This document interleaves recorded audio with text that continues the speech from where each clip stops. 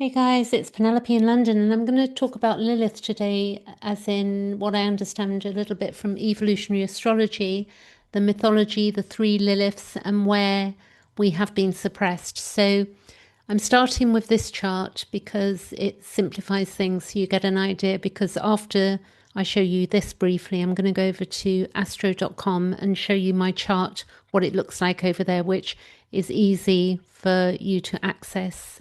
If you have your date, place, and time of birth, you can draw up your own chart there.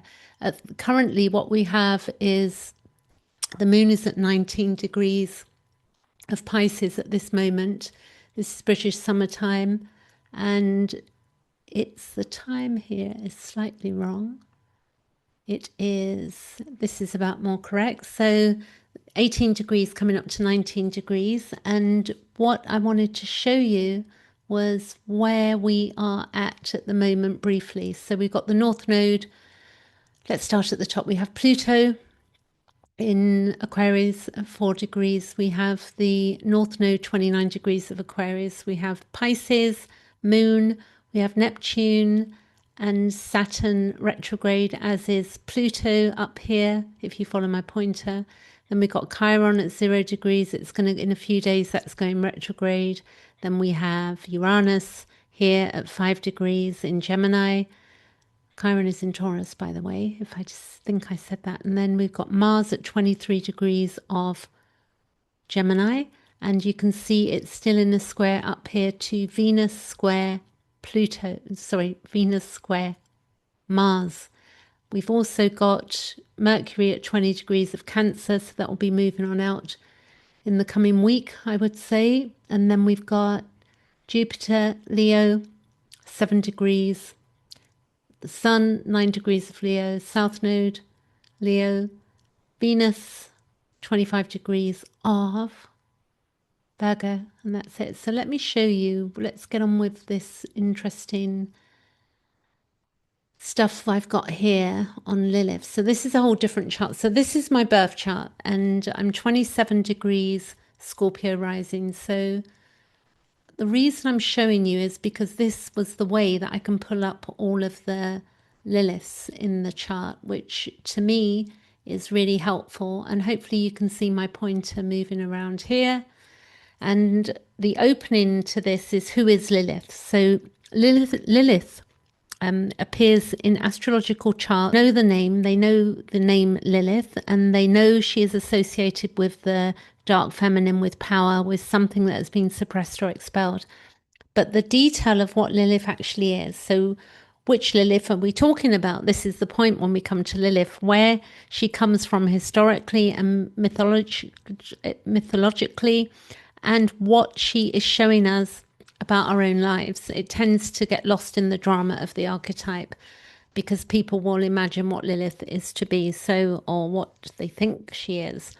So I wanted to make a video that actually explains Lilith in a bit more detail, because there's not just one Lilith, but there are three in common. There are actually four. I think there's one called Walden, Walden, but I don't know much about that. So we're going to stick with the three I know and that we use in common astrology, which I'm going to show you on this chart in a moment, and each carrying a different level of the same story and the mythology. And it's ancient, it's layered, and it's far richer than most people realize.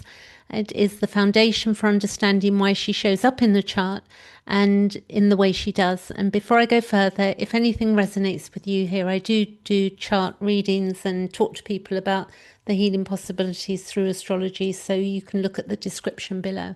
So let's go. So if I show you, before I go on to where Lilith comes from, I'm just going to show you how I know. I've got three Liliths in my chart. So we have asteroid Lilith up here. You see I've got asteroid Lilith at 4 degrees of Leo in my 8th house. And then down at the bottom of the chart, I've got Black Moon Lilith at 5 degrees of Pisces. And then I've got True Lilith at 23 degrees of Aquarius in the 3rd house. So this is to do with, different areas of life. The 8th house is the depth and the interaction, like deep interaction with others. And the depths, it's the house of Pluto, the 8th house. And the third house, it would be traditionally to do with Gemini, it's to do with communication. So Lilith's story is older than the Bible. Her origins reach far back into Babylonian and Sumerian mythology, and she appears as a wind demon or a storm spirit, a female figure associated with wilderness, with the night, with the untamed forces that existed outside the ordered world of human settlement. And the Babylonian Lilitu, I think, Lilitu, was a spirit that brought disease and preyed on children and sleeping men. That was the mythology of that time. So in ancient Near Eastern cultures, Lilith was the name that was given to what was feared in the dark, what could not be contained or controlled, what lived outside the boundaries of the civilized and the sacred. So remember, this is all mythology and story. But the story that most people know, the story that sits at the heart of the astrological Lilith, comes from the Kabbalistic tradition, specifically from a text called the Alphabet of Ben Sira, Sira, written roughly between the 7th and the 11th centuries. And this is the story of Lilith as the first wife of Adam, according to the tradition, which may be a shock to everybody, or not everybody, but many people. Lilith was not created from Adam's rib, as Eve was. She was created from the same earth at the same moment as Adam's equal. And from the very beginning, the equality was a problem. So when Adam insisted that Lilith lie beneath him during lovemaking, she refused. She said, and this is in line, the line that has echoed through centuries of commentary, that she was made from the same earth as Adam and was therefore his equal. So that was her point. She would not submit to a position of inferiority, and her very nature contradicted Adam. So it contradicted him. And what happened? So Adam complained to God, and God sent 3 angels, Senoi, and hopefully I pronounced that correctly, so I'm going to spell it quickly, Senoy, and Sansenoi, and that's Sansenoy, and another one that's a big pronunciation, which is Semangalof. So I'll spell that too, Semangelof, to bring her back. So he sent for 3 angels to bring her back. And they found her at the Red Sea, which in the symbolic geography of the ancient world was the wilderness, the edge of the known, the place outside the garden. And they told her to return, or 100 of her demon children would die each day. And she refused. She said she would rather remain in the wilderness and bear the loss than return to a place that required her to be less than she was. So we can see with this mythology that, the problematic combination of, the way things are now as well. We've got this stuff still going on. It's underlaying the structure of the way things are. So the angels cursed her. She became a demon in the official story, the one who seduces sleeping men, who kills newborn children, who is the source of nocturnal emissions and infant death. And that may be heavy for people, but this is a story of what this was about. And you can research some of this online yourself. So the protective amulets placed above cradles in Jewish households through the medieval period was specifically designed to ward off Lilith, the civilization that could not accommodate her sovereign refusal. It was her sovereign refusal turned her into a monster. So she refused, and it was her sovereign right to refuse, and yet she was turned into a monster, and then used that monster to frighten people away from the very qualities she represented. So her qualities were basically to do with her, not to do with her frightening people, it was to do with her authority and authenticity of saying, no, I don't want to do that. But notice what the story actually tells us. If we read it without the demonization, which, because she has been demonized in the past, Lilith did no harm. She didn't harm anybody. She just refused to submit. She left. She went into the wilderness, the place outside the walls of the acceptable, and she stayed there. She was punished for her refusal with the loss of her children, with the curse, with the monstrifying of her name, and she accepted the punishment rather than compromise. So she accepted the punishment and she refused to compromise what she knew to be true about herself. That is not the story of a demon. This is the story of an extraordinary, costly, evolutionary, brave act of self-sovereignty. It is the story of what happens to the feminine principle when it refuses to be subordinated, and of what the civilization that requires the subordination does in response. So if we look around the world, we can see how these things are still playing out. So the deeper pre-biblical layers of the myth suggest that Lilith was not originally a demonic figure, but at all, but was a goddess, a Sumerian goddess of the underworld, a guardian of the sacred feminine, a figure of genuine divine power, who was gradually demoted and then demonized as the patriarchal religious traditions consolidated their authority. So what was once worshipped became feared. And this has happened in many, many times in many, many places. And Lilith is just one aspect of this. So what was once sacred became dangerous. And that pattern of demonizing her is the core of what Lilith represents in the chart, the power that the dominant order needed to suppress in order to maintain its structures. So in a way, how does it show up in a chart? So if I look, there's asteroid Lilith, there's black moon Lilith, and I've heard it said that like Lilith here, the true Lilith, is the resolution Lilith. So I would say that maybe, to me, in my view, it would be the Saturnian wise woman who is wise enough to know, what she knows, and there is no argument. It's like she looks after herself, but she also looks after other people. There's a resolution there of some sort. So why Lilith shows up in the chart, when we find Lilith in the natal chart, we are finding the place where that suppression has operated in our own individuals' lives. So I had to keep quiet in my childhood for many years. You see the third house there, and even had to keep, things have been withheld from my siblings as well due to my upbringing that weren't to do with me, but were to do with the family construct. If you see, I have Saturn conjunct Chiron in the fourth house. So home life was pretty terrifying for me, if I'm straight about that. So it was a very hard childhood, like unusually difficult. I'm not saying that I'm the only person, but it was big T trauma, put it that way. So when we look then at Lilith, the suppression is here. So Lilith now is like really developing me at that true Lilith and using my voice. And then next to Lilith, I have Persephone, she was to do with the underworld, which is very interesting. And then what we can do with these aspects, we can begin to look at the different aspects and see what else is Lilith doing. Like she's in an inconjunct up there with the asteroid Lilith. My true Lilith is in an inconjunct. So it's an unknown sort of balancing act. And then also I've got Lilith here, which is almost trine. I've got some trines going on there. You can see in this box down here as well on AstroSeek. So you can go find the Lilith and go across and see what planets they're hitting and how they're speaking to each other.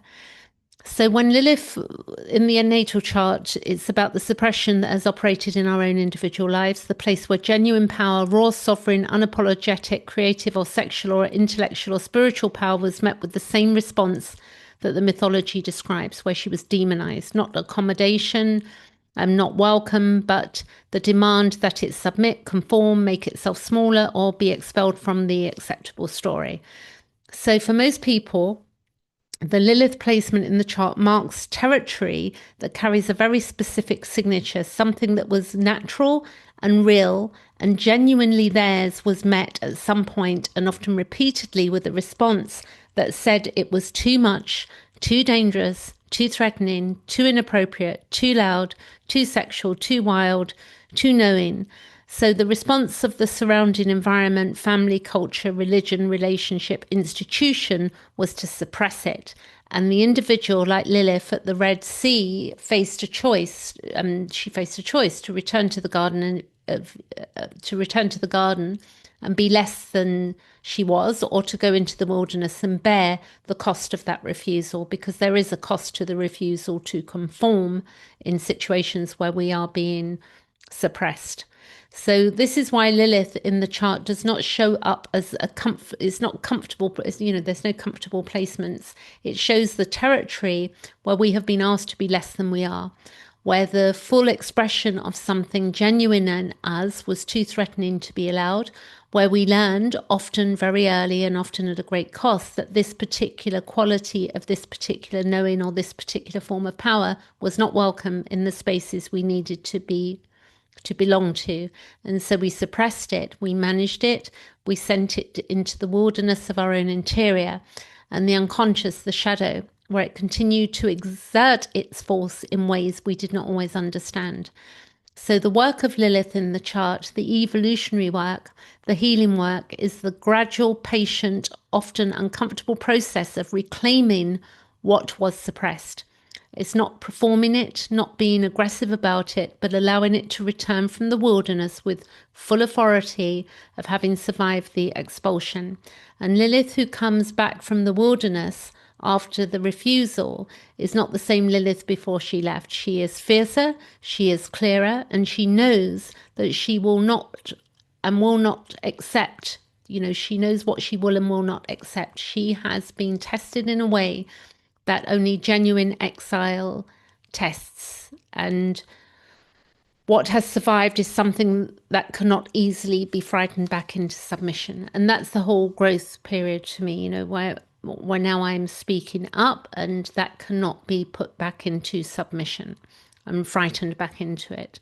And the 3 Liliths are a spectrum. So you see 1, 2, 3. So you can find these on astro.com, these Liliths. I might have to put notes how to do that in the description box. I might not do that when I post the video straight away or upload it, but I'll definitely put something together to explain how to do that if you pull up a chart in Astro Seek. So this is where people may get confused with the spectrum, the 3 different Liliths, because they are not the same thing. Each one carries a different level or layer of the archetype, and understanding which one you are working on with and changes how you read the chart considerably. So let's see if I can explain each one clearly. So asteroid Lilith up here.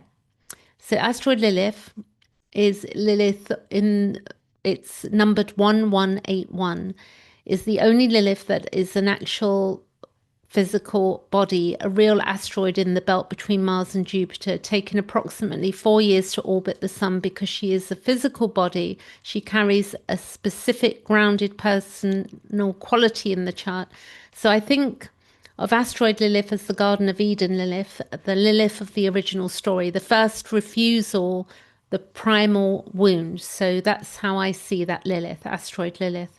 And where asteroid Lilith falls in your chart shows the most personal, biographical level of the Lilith story in your life, the specific territory where the original refusal happened. So for me, it was 8th house stuff, and it was 8th house stuff. There was stuff going on in my childhood that was very taboo and very outrageous. And as a result of that, that Lilith in the 8th house makes a lot of sense to me, the asteroid Lilith, with this understanding of asteroid Lilith. So the house and sign of asteroid Lilith in Leo as well describes the area of life and the quality of self-expression where you were most directly told in the earliest and most formative experiences that this part of you was not acceptable. So actually that up there is that, the 8th house, it's ruling my sons. So, I was also being told myself was not acceptable. This is very interesting if we look at the rulers of that Lilith there. So although my sun is at 0 degrees Gemini, the Lilith that's ruled here, asteroid Lilith, is ruled by the sun there. So this describes the area of life of quality of expression where you were most likely told, again, the informative experiences, that this part was not acceptable, that it needed to be submitted, controlled, or hidden. And this is the most intimate Lilith, the one closest to the personal story, to the childhood wound, to the specific relational and familial dynamics that first shaped our relationship to our own power, So on astro.com, in fact, I may not need to write this out, but on astro.com, you can find asteroid Lilith listed as Lilit, and you can see it there, Lilit, as an additional, in the additional asteroid section under the number 1181. So maybe you can write that down. Maybe that will be the easiest thing. That's what you're doing with that. So Black Moon Lilith, the cultural Lilith. So this is the cultural Lilith I have in Pisces at 5 degrees. And Black Moon Lilith, mean Lilith, is not a physical body. It's a mathematical point, specifically the mean or averaged position of the moon's orbit. And the apogee is the point in the moon's orbit where she is furthest from Earth, and it moves in a regular, smooth cycle of approximately 9 years, spending roughly 9 months in each sign. So you can realize that as well, that it's spending 9 years through the chart and roughly 9 months in each sign. So this is the Lilith that most people encounter first, that is the most commonly used in the mainstream and traditional astrology. It appears on astro.com simply as Lilith, and under additional objects shown in white, I think of Black Moon Lilith mean as the cultural Lilith, the Lilith that operates at the level of the collective cultural story. So this is the collective, where the mean Lilith falls in your chart, how the collective suppression of the Lilith archetype has shaped you. So there has been a collective suppression. So interesting when we really look at what's going on in this world with regard to, this is not about separation of men and women. This is about just the observation of the differences and the reality of those differences, and geographically the reality of those differences as well. So interesting. Things that pass through my head on this one. So the archetype that has shaped us, the cultural conditioning, the inherited beliefs about what feminine is allowed to be and do and express, and the social and institutional patterns that have carried the demonization forward from the original mythology into this present day. So then you have true Black Moon Lilith, which is the resolution Lilith. You see there, Lil, and then in brackets it's got an O there, and sometimes called the oscillating apogee, listed on astro.com as O, this is how it's listed, OS for sugar, C dot, and then it's separate, it's an L, is the position I use in evolutionary astrology. I like to use that on my on my solar fire. I love to use that on my solar fire. And is the one I've been working with across all of the lunation and transit videos that I work with. And like mean Lilith, it is a mathematical point rather than a physical body, but it uses the actual real-time position of the moon's apogee. And I would have to go more into as I'm explaining to you the moon's the connection there, rather than this. It's not this smoothed average. It oscillates. So if you were doing your transit chart, you would see it oscillating, moving, jumping backwards and forwards, particularly if you use that on AstroSeek and you put in your transits and then moved it days ahead and weeks ahead, you would see it really jump around. It moves forwards and backwards, reflecting the genuine gravitational mechanics of the moon's orbit rather than a tidied mathematical approximation. I hope that makes sense. So this is why, which from what I understand, that evolutionary astrology uses the true position. The entire framework of evolutionary astrology is built on the principle that the chart should reflect what is actually happening in the sky as precisely as possible, and the real position rather than the convenient average. And I like to also use in the true node rather than the mean node. That's something else I do as well, the true node. So the true Black Moon Lilith can differ from the mean by several degrees at any given time, which is not a small difference when we are working with precise aspects and degrees sensitive interpretation. So I think of true Black Moon Lilith as the resolution Lilith. So true Black Moon Lilith here as the resolution Lilith. The Lilith who has, through everything the mythology describes, who refused, was expelled, was cursed, went to the wilderness, lost her children, was demonized for centuries, and survived it all with her sovereignty intact. That's what true Lilith is. This is the most evolved, most integrated, most fully realized expression of the archetype. Where true Black Moon Lilith falls in your chart shows the territory where the resolution of the Lilith wound is most available to you. So it's most available to me in my third house and in my connection to local people, local travel. It's, how I express myself and communicate myself, how I'm marketing myself. It's Gemini. It's a sign how I show up locally, and also, with the siblings and the traveling and things like that. So where the power that was suppressed and was sent into the wilderness can return. So this is where I can return, not as the wound, but as a genuine authority. So this is what I'm doing, showing up in communicating. And the difference between the three Liliths in practice is a difference of depth and level. Asteroid Lilith shows where the wound first happened, personally. Black Moon mean Lilith, which is my 5 degrees Black Moon Lilith there, shows how the cultural suppression shaped me collectively, on yourself collectively. And true Black Moon Lilith shows where the resolution is available. And that's what we're heading towards. What is the resolution? Where Lilith returns from the wilderness and what she brings back with her. It's like beautiful stuff. And then, as a brief guide to your own chart, wherever these Liliths fall for you by sign and by house describes the specific flavor and territory of the suppression and the potential resolution. Lilith in the first house or in Aries carries the suppression of the self, asserting itself into being, the identity, the right to exist on one's own terms, was met with the demand to submit or diminish. Lilith in the second house of Taurus carries the suppression of the worth and the voice, the body, the value, the right to occupy space and speak. Lilith in the third of Gemini carries the suppression of the mind and the word. So it's very interesting because I'm using words. I'm on Substack, I'm on YouTube, I'm using my words to get this out there.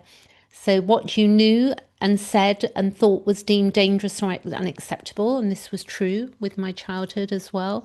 And Lilith in the fourth of Cancer carries the suppression within the family and the home and the earliest emotional matrix. And Lilith in the fifth of Leo, or Leo rather, carries the suppression of creative expression, which my creative expression, because that I've got Lilith up there in Leo there, my creative expression and the heart's authentic radiance. And my authentic radiance was crushed. My spirit was crushed as a child. And, it didn't get rid of it, but for a long time. And now later in my life, I found that I'm an artist, among other things. I can do beautiful art. So Lilith in the sixth or Virgo carries the suppression through the service and the body's needs. That's our health and well-being. Lilith in the seventh or Libra carries the suppression through relationship and the parts of the self that had to be hidden in order to be loved. Lilith in the eighth or in Scorpio carries the suppression of depth, sexuality, and the knowing of what lies beneath. Lilith, and that's also, I have it in the eighth, but it's in Leo. Yeah, so this is my eighth house, but I've got an intercepted Leo. So you can begin to read these things and understand them deeply. And also Lilith in the ninth or Sagittarius carries the suppression of truth-seeking and philosophical freedom, the inquiry that was deemed too dangerous to pursue. Lilith in the 10th or Capricorn carries the suppression of authority and public power. Lilith in the 11th or Aquarius carries the suppression of the radical, the collective, and the visionary. And Lilith in the 12th, you see, I've got Aries, I've got the true Lilith in Aquarius, and I've got my Black Moon Lilith in Pisces. And Lilith in the 12th or Pisces carries the suppression into the deepest unconscious, the wilderness that is the interior world itself. So, closing with this, Lilith did not stay in the wilderness forever. She did not. In the myth, she does not simply disappear, she persists. So, Lilith is a persister. Her power is appropriated, used, carried forward, even in the demonized form. Athena put Medusa's head on the shield, and Perseus used it as a weapon. Even what is expelled and suppressed keeps generating force. So here I've got Algol. You can't see it, but Algol is on my north node there. So this is another interesting aspect as well, Algol, and bringing in that Lilith energy. So even what is expelled and suppressed keeps generating force. And what Lilith in your chart is showing you is not simply where you have been wounded, it is where your most untamed, most sovereign, most genuinely powerful self has been living in exile, waiting not for permission to return, because Lilith does not ask for permission, but for the conditions of genuine inner readiness. And the readiness to say, as she said at the Red Sea, I was made from the same earth, and I will not lie beneath Adam. I will not lie beneath. That's what she said. Whether she said Adam or not, I wasn't there, but I will not lie beneath. And if that costs me everything, I would rather pay the cost than betray what I know to be true. So we don't know her exact words, but the understanding of that story. And that is the Lilith story. That is what she is doing in our charts, your chart, my chart, our charts. Find her, understand what she is carrying, and begin in whatever way is genuinely available to you right now and work with bringing her home. So it's really beautiful, Lilith, in the chart. So that is it for today. So if I go back to the astros here, if you see this before I sign off here. So here is asteroid Lilith at the moment, at this time. Asteroid Lilith, which mine was in Leo, is at currently collectively it's at 29 degrees of Gemini. And then also I've got Black Moon Lilith, I think is she here? Black Moon Lilith. I can't see if it's on this chart actually. May need to add her to, oh, there's Black Moon. That could be, so I'd need to check whether that's Black Moon or True Lilith, because I can't put both of Black Moon and True Lilith on this chart for some reason. Anyway, that's it. Any comments? Let me know. Thanks for listening.